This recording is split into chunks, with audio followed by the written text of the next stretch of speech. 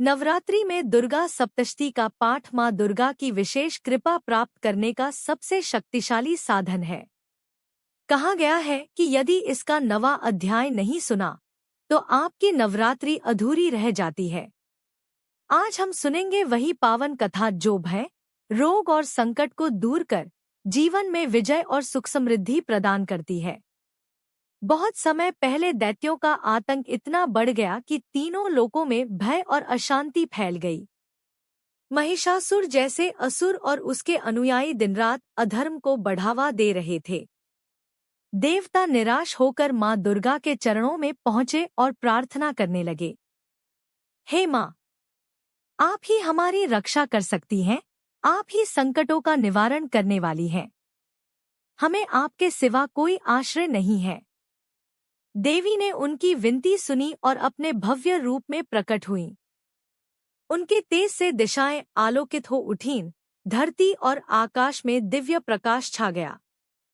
इसके बाद मां दुर्गा ने युद्धभूमि में प्रवेश किया। वहां दैत्यों का विशाल दल मौजूद था। उनके नेत्र अग्नि की तरह प्रज्वलित और गर्जन आकाश को कंपा रहे थे। लेकिन देवी के शौर्य के सामने उनकी शक्ति कुछ भी नहीं थी। मां दुर्गा ने अपने शस्त्र उठाए, त्रिशूल, तलवार, चक्र और धनुष। उन्होंने राक्षसों पर प्रहार करना शुरू किया। एक एक करके असुर धराशायी होने लगे। मां ने दैत्यों का ऐसा संहार किया कि उनकी सेना भयभीत होकर इधर-उधर भागने लगी।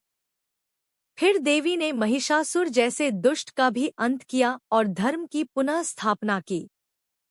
देवताओं ने प्रसन्न होकर स्तुति की, हे मां, आप ही संसार की पालनकर्ता, रक्षक और संहारिणी हैं।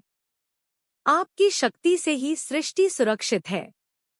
इस अध्याय के अंत में देवी भक्तों को आशीर्वाद देती हैं।